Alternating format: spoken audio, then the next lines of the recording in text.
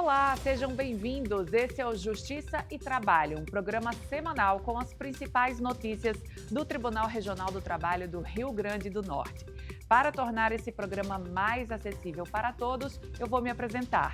Eu sou Heloísa Guimarães, jornalista e apresentadora, sou branca, tenho estatura mediana, olhos e cabelos castanhos e estou vestindo uma camisa de mangas compridas e de cor verde musgo.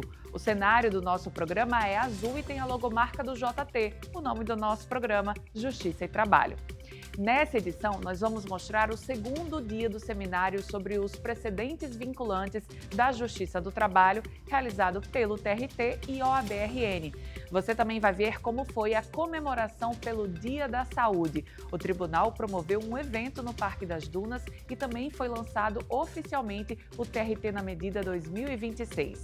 Órgãos da Justiça se unem para lançar uma aliança pelo voto livre e secreto. A iniciativa tem como objetivo prevenir e combater o assédio eleitoral no ambiente de trabalho. E ainda nessa edição, bate-papo com o desembargador e diretor da Escola Judicial do TRT 21, Eritson Medeiros, e com o juiz do trabalho, Luciano Ataíde. Conversamos sobre a história da EJUD 21, que celebra 20 anos de trajetória. Então fique aí que o Justiça e Trabalho já começou.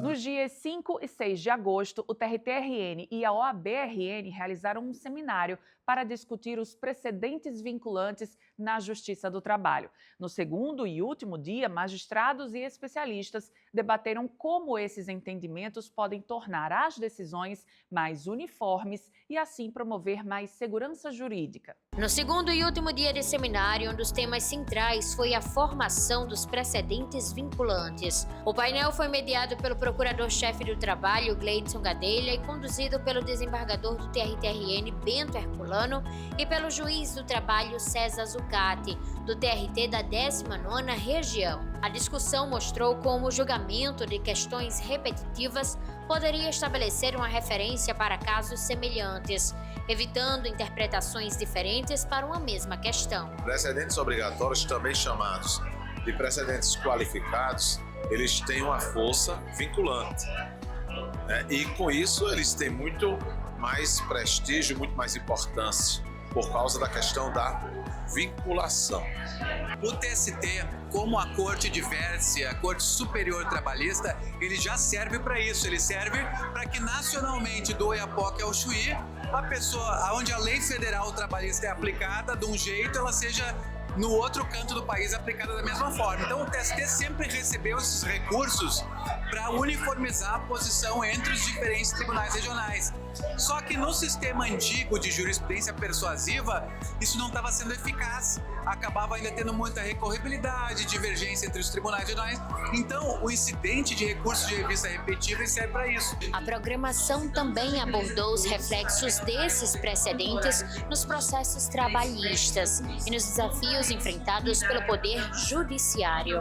Entre os assuntos discutidos estiveram o impacto dos precedentes sobre litigância abusiva, com o objetivo de tornar a tramitação dos processos mais eficiente. A gente tem que partir do conceito de litigância abusiva, que a litigância abusiva é quando há o uso do processo de uma forma fraudulenta, de uma forma que não é legal, né? Porque o processo você tem que usar na busca de tutelar direitos. E não é esse o problema, inclusive quando tem muitas demandas sobre o mesmo tema. O problema é quando o processo começa a ser utilizado de forma fraudulenta, utilizando estratégias que não sejam legais para fraudar essa busca dessa tutela do direito. E o precedente ele vem então como um elemento que pacifica, um elemento de coerência, que traz coesão, que traz estabilidade, que traz segurança jurídica. Aquele advogado que atua para empresas tem ali a oportunidade de explicar situações que evitariam determinados prejuízos, como também até para eventuais empregados que buscam advocacia, né, pleiteando determinadas situações que o advogado conhecedor do precedente já sabe que aquela situação seria procedente ou improcedente na Justiça do Trabalho. Depois de 2 dias de debates, o seminário foi encerrado na tarde da quinta-feira. A programação deixou como principal desafio a transformação do conhecimento discutido nos painéis em prática, para que os precedentes possam contribuir, de fato, para uma justiça do trabalho mais uniforme, previsível e eficiente. Agora a gente vai para um rápido intervalo, mas é rapidinho, não sai daí.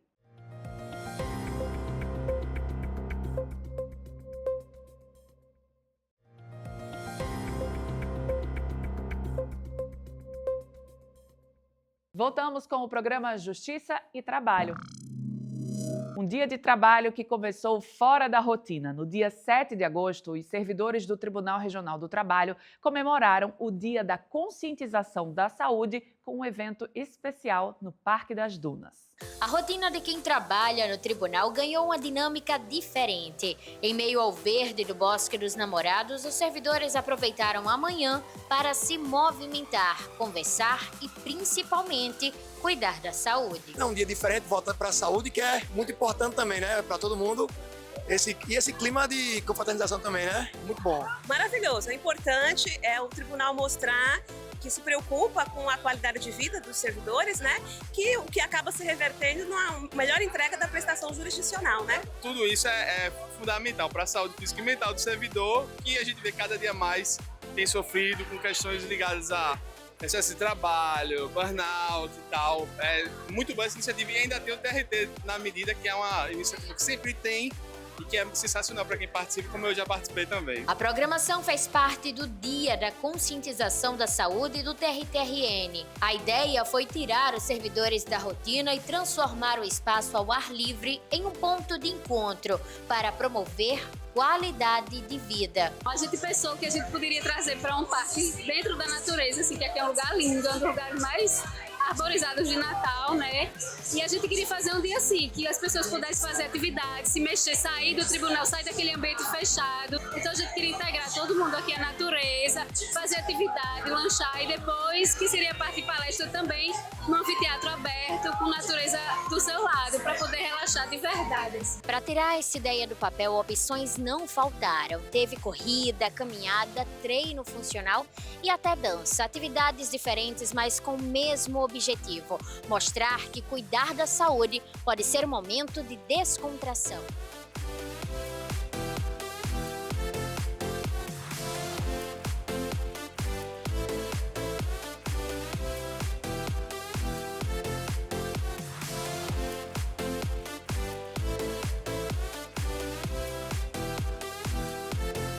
Essa ideia do Dia da Saúde e da exigência de que os exames periódicos sejam feitos é uma exigência exclusiva do Conselho Superior da Justiça do Trabalho. Então é agradecer aos parceiros, a Sicob e os demais parceiros, agradecer o sindicato dos nossos servidores, agradecer aos magistrados aqui presentes e dizer que é um dia diferente, como você bem colocou. E um dia de alegria para a instituição. A gente separa a saúde física da mental por uma questão didática, mas na verdade a gente precisa ter uma base do funcionamento fisiológico bom para a gente conseguir atuar nos fatores psicológicos, né? Durante o Dia da Saúde também foi lançada a 6ª edição do TRT na Medida. O projeto acontece a cada 2 anos e nesta edição reúne 30 participantes. Serão 2 meses de atividades e desafios. Essa é a 6ª edição de um programa que já é sucesso para a qualidade de vida, para o bem-estar das pessoas. Então, assim, é uma hora... O TRT na Medida, na verdade, são 30 participantes, mas o tribunal fica todo no TRT na Medida, porque eles fazem, nos setores, um mini TRT na medida para todo mundo, trazendo lanches saudáveis. Quem não está inscrito na academia, se inscreve. Quem não caminha diariamente, caminha. Então, assim, é um programa que ele vai multiplicando as coisas boas que ele traz para os atletas do TRT na medida. A atividade física, além de trazer os benefícios para o corpo, também tem benefícios para a mente, porque a atividade física coletiva, ela congraça, ela congrega, ela junta as pessoas, né? Cria novos laços de amizade, cria novas perspectivas e você conhece outras modalidades e vai desenvolvendo e vai aderindo a outras atividades físicas que você nem pensaria de fazer. Por trás de cada processo, cada atendimento e cada decisão, existe uma pessoa que também merece cuidar da saúde. Afinal, um ambiente de trabalho mais saudável começa pelo cuidado com os servidores. A Justiça Eleitoral, a Justiça do Trabalho e o Ministério Público do Trabalho lançaram uma aliança pelo voto livre e secreto. Essa iniciativa tem como objetivo prevenir e combater o assédio eleitoral no ambiente de trabalho. A aliança foi lançada com o propósito de reforçar a proteção à liberdade de escolha do eleitor e evitar que relações de trabalho sejam usadas para influenciar o voto.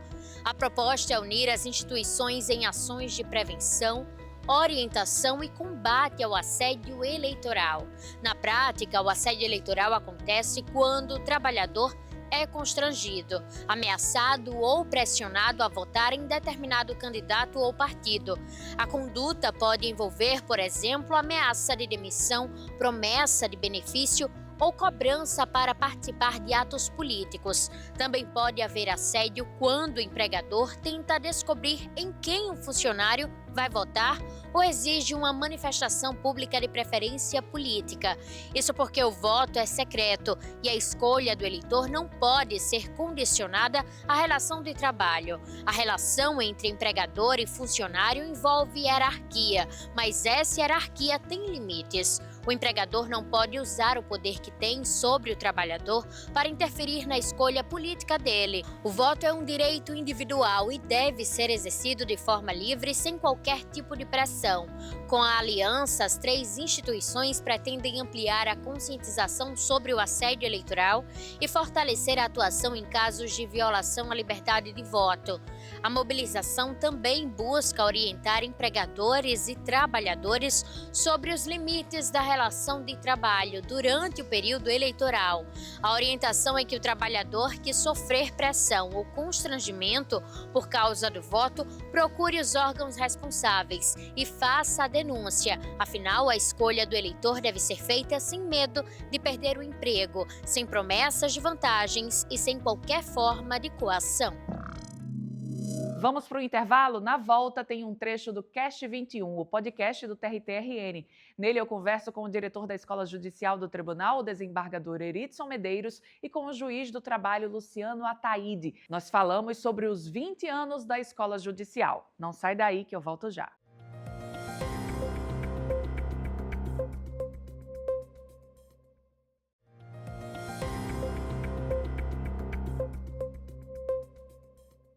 O assunto de hoje é educação. Neste ano de 2026, a Escola Judicial do Tribunal completa 20 anos de história. São 2 décadas, ajudando aí a formar de forma contínua os servidores e magistrados do tribunal. E para esse bate-papo, a gente convidou o atual diretor da EJUD 21, o desembargador Eritson Medeiros, e o juiz do trabalho, Luciano Ataíde. Bem-vindos ao nosso Cast 21. Obrigado aí pelo convite. O Cast 21 é uma ideia ótima que foi fomentada pela nossa escola, com o apoio da ASCOM, Assessoria de Comunicação do Tribunal, e estamos aí estreando no Cast 21. Também agradeço a oportunidade de falar sobre formação, educação profissional, educação para magistrados e servidores, e isso tem tudo a ver com os 20 anos da escola. Eu começo voltando um pouquinho no tempo, porque a escola tem 20 anos, mas antes mesmo dela começar, o tribunal já oferecia uma formação para os seus servidores e magistrados. Quando é que vocês viram a necessidade de implantar a EJUD 21? As escolas judiciais elas foram criadas pela Emenda Constitucional 45, que foi a emenda da reforma do judiciário. Foi muito levando em conta o exemplo de alguns países que tinham escolas judiciais para formação inicial e continuada de magistrados. Ou seja, antigamente o juiz passava num concurso público e ia diretamente já atuar na área forense, já nas varas do trabalho. Hoje não, o juiz entra no concurso, se inicia pela Escola Nacional, vem para a Escola Judicial e faz toda aquela iniciação de temas que levem a magistratura a um bom funcionamento, a uma boa prestação jurisdicional. Quando eu entrei, a gente, na realidade, tomou posse, no dia seguinte começou a trabalhar. O que aconteceu depois, de maneira muito embrionária, é que as associações de magistrados começaram a criar algumas escolas. A nossa associação local ofereceu alguns cursos de formação em parceria com o tribunal e a corregedoria do tribunal, mas tudo mudou, como nosso diretor disse, com a emenda 45, que cria, na verdade, um sistema de escolas e cria um sistema de formação inicial e depois de formação continuada. E realmente isso foi uma grande virada, porque dá um tempo para um magistrado, a magistrada que toma posse de um concurso e se aclimatando, conhecer a instituição, visitar algumas instituições públicas da região, conhecer o regimento interno, falar um pouco sobre gestão, falar um pouco sobre gestão de pessoas, inclusive. Então essa foi realmente uma mudança, digo, qualitativa enorme que a reforma do judiciário deu ao judiciário brasileiro. E quais eram as principais necessidades, doutor Luciano, na época de servidores e magistrados?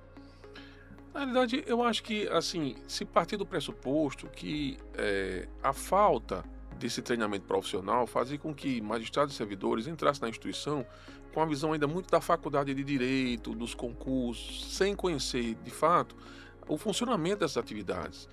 É muito importante as escolas judiciais hoje, não só na formação inicial, que é essa que estamos nos referindo, mas também na formação continuada, porque o juiz ele tem que passar o resto da vida estudando, ele não escapa, porque a metamorfose sociológica é muito grande, né?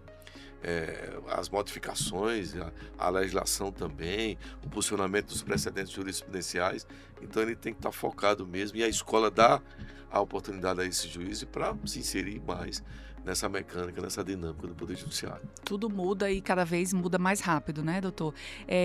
Durante esses 20 anos, a EJUD passou por várias gestões. Qual a importância aí da contribuição de cada um para o que a EJUD é hoje? O primeiro diretor foi o desembargador Beto Herculano. Depois veio o desembargador Herman Hacker, a juíza Simone Jalil também deu a sua contribuição. Eu já participei em 2 gestões, a desembargadora Perpétua, a desembargadora Josiane Dantas.